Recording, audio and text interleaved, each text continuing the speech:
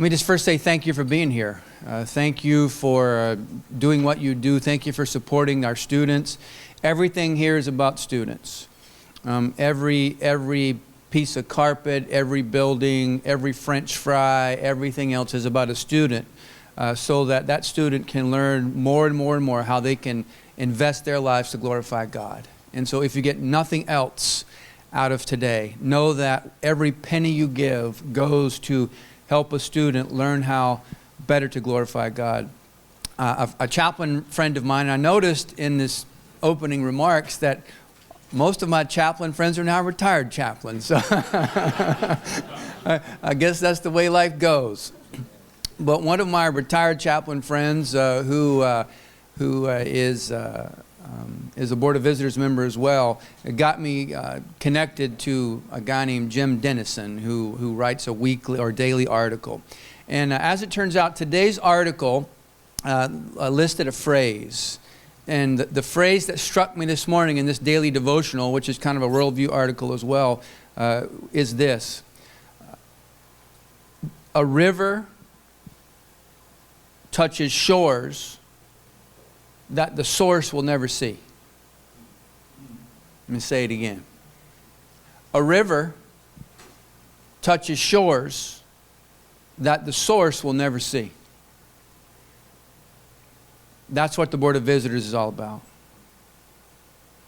It's about you investing your hard-earned dollars, those dollars that God has blessed you with, so that you can be a blessing to others. And when we think about Charleston Southern, I've said this before, I'll say it again because I think about it every single day. When I drive into this place, Vicki and I have been here 14 months.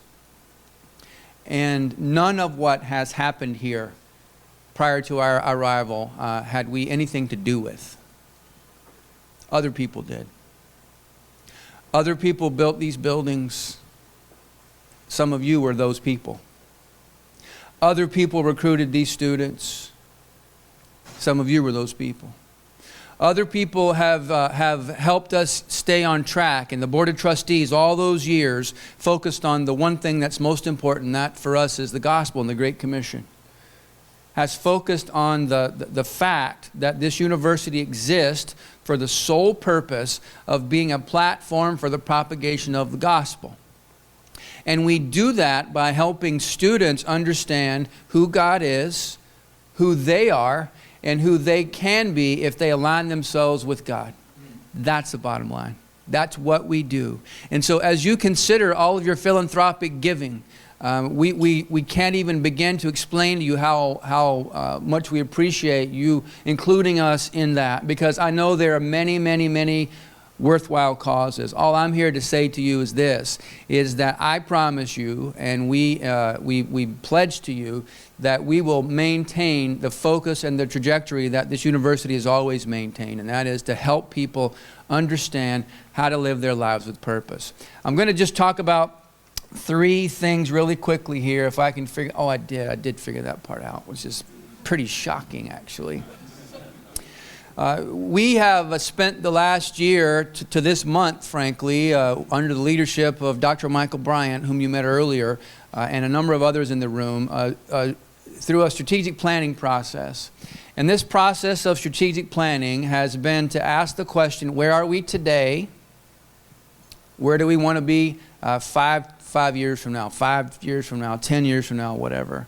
And so we've asked that question. We've done so by asking many of you. Many of you were given a survey and you responded. Thank you. We talked to constituents of all sorts, alumni. We talked to trustees. We talked to business leaders downtown, educators, high school counselors, a whole string of people who contributed their input to the process. And as a result of all of that, we have, or in the very last days, we think, of about to publish this plan, which will then be approved by the Board of Trustees before it goes public. But I wanted to just begin by talking to you for a minute or two about what we're about and how that what we're about has kind of shaped our strategic planning process.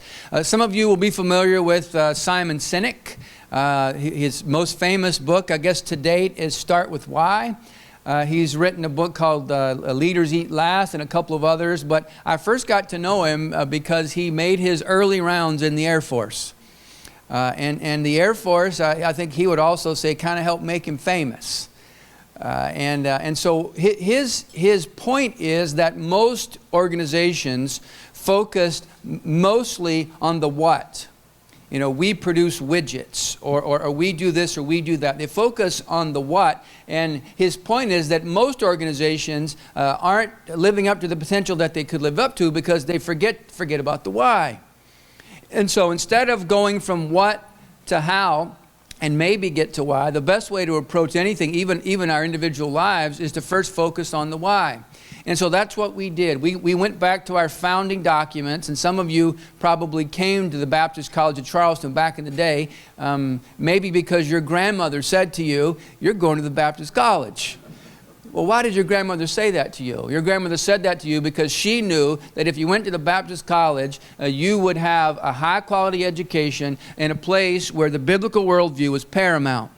That's why she sent you here. And so our why is today, always has been, Lord willing, always will be the Great Commission. The Great Commission, as you know, is simply Jesus saying to his followers, go and make disciples. Wherever you go, go and make disciples. And so we consider a good bit of what we do here an act of disciple making. We do this by focusing on their mind, body, soul, and spirit. It's a holistic enterprise, and every professor, every staff member, every coach, everybody who works here's main focus is, how do I help this student today become more like Jesus Christ? Because one day they will leave this cocoon of relative safety and security, and we're going to kick them out of the nest. And we want them to fly. We want them to fly into every single sphere of influence, whether they become an engineer or a teacher or a nurse or a pastor or a missionary, whatever that blank is that they fill in, we want them to go do that for the glory of God. We want them to understand who they are, whose they are, and make a difference in that sphere. Some spheres will be really, really big. You might be a congressman one day, for instance. You might be a senator, like another of our graduates is a current sitting senator today. You might be a school teacher. Whatever it is, you have an influence on those people. And we want to make sure that as you're influencing those people, you do so for their good and the glory of God. That's what this is all about, lest you have any doubt or question about what your money is going to. That's what it's about. And so we start with why. We then looked at what is our how. How do we do this? Well, just like the Great Commission goes and makes disciples, we have a parallel, and for us, it is the how is faith integration. We do that by helping students integrate faith in learning, leading, and serving. That is our vision statement. Our mission statement is promoting academic excellence in a Christian environment. I talked to somebody yesterday in an interview, and they asked me, what are your organizational's core competencies? I said, well, it's easy. We do two things. We promote academic excellence, and we do so in a Christian environment. So our core competencies are making sure academic excellence happens in every facet, and that it happens in this crucible, this culture, if you will, of a Christian environment. That's what we do. So the why is the Great Commission. God has sent us to do this. That's what we're doing. The how is integrating faith in a Christian community. That's what we're doing here. And then what about the what? What's our bottom line? What's our impact? Our impact in the new strategic plan will say simply this.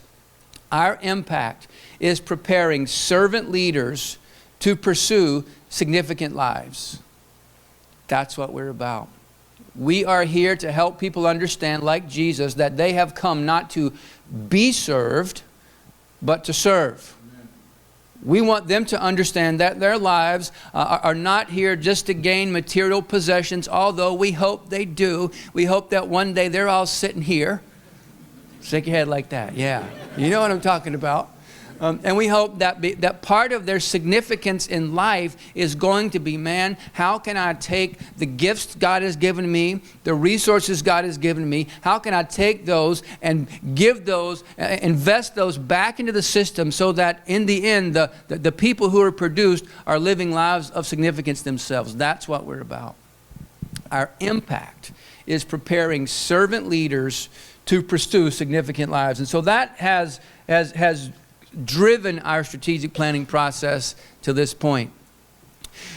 We also, in our plan, we'll talk about helping students find what we're calling their sweet spot. And most of you know what that is already because you're there. It may have taken you a while to get there. You may have had school of hard knocks and trial and error and all that, but most of you are there. We want students to get there. We want students to know that, as my buddy Tom, hard for me to say, he's Tommy, but he wants to be called Tom. So, no, kidding. This is our thing. So, as my buddy Tom said at his mother's funeral a couple of months ago, life is short, but eternity is long. And if we believe the things that we say we believe, then every student who's walking across the terrazzo today, every single student, their life began before they got here. It's an Air Force Academy term, you know, we understand. Every student's life before they got here began 18-ish years ago. But that life will never end. Never end. That life began 18 years ago. It's our obligation and our opportunity to help every single student understand that life is short, but eternity is long. And every single one of you understand this. Every single one of you have also the opportunity in your own workplaces, in your own spheres of influence, that you can help others understand that in very real and material ways. That's what we get to do every day. That's why what you're doing is so critical. Again, a river will touch shores that the source will never see. This is what we do. The students that we produce in the next several years, we will never see this side of eternity for most of them. The difference that they are making in eternity for the glory of God. But we know it's going to happen because we know and understand the scriptures would say, life is short, eternity is long. And so your sweet spot is that intersection where you get paid to do that which you're called to do and love to do and have been equipped to do. If you can find that, whether it's your first job or maybe your second, third, fourth, or fifth job, if you can find that, then you are closer to living and aligning yourselves with God's purpose. That's what we're after here. We want students to understand that their life is about more than just getting a paycheck so they can buy a house and make a car payment. It's so much more than that. And that's why we are so grateful for all of you, because that's what you're doing every single day by your investment here. Last thing I'll point out here before I hand the mic back is this is kind of our model, if you will. This model will be developed more fully than you'll see here. But just imagine a baseball diagram or baseball diamond. All right, and the idea here is if we do this well, for undergraduate students, they're here for 4 years. We want them to understand 4 years is not 5, and 4 years is not 6, and 4 years is not 7. 4 is 4. And we want them to get out of here in 4 with a degree. Now, that won't happen for all of them, I understand, because some of them are really having to work 2 and 3 jobs to make this happen. I understand that. But we want them to keep going and not quit until they're finished. And for us, finished means just getting started, right? That's why we have commencement ceremonies. You think you're finished? Nah, you're just getting started. And so just imagine that in the first year that they are here, we want them to kind of discover their passion. We want them to understand, because most students who come to really any college, and this is no exception, most students who come to a college, when they get there, they are undecided. And they think that's a problem. We don't think it's a problem. About 25% of students come undecided. About 25% or so, they come decided and stay decided. And that middle 50%, most of them are going to redecide. So really, about 3/4 of those who show up, by the time they graduate, will have a different passion, a different trajectory than what they thought they were going to have on the front end. So we're going to, in that freshman year, we want to help them understand that part of their purpose is first understanding your passion. And in the sophomore year, you know, kind of first base to second base, we want them to understand completely, without any reservation, that there is a pathway for them to get from point A to point B. That pathway is going to be their major. And that pathway is going to be complemented by a spiritual formation plan that's going to be led by John Davis. And so campus ministries is not some extra that we bolt on to the education here. Spiritual formation is a vital, central part of the DNA of this educational process. And in that period, we want them to determine the pathway they're going to take. What's their major going to be? What sphere of influence are they at least going to begin in? I didn't finish my military career in the same career I started in. I started as an industrial engineer. I had a stint as a college professor teaching ROTC, and then I spent the last 22 years as a chaplain. I would not have guessed any of that on June 28, 1982, when I entered the Air Force Academy. None of that would have ever, but look what God did.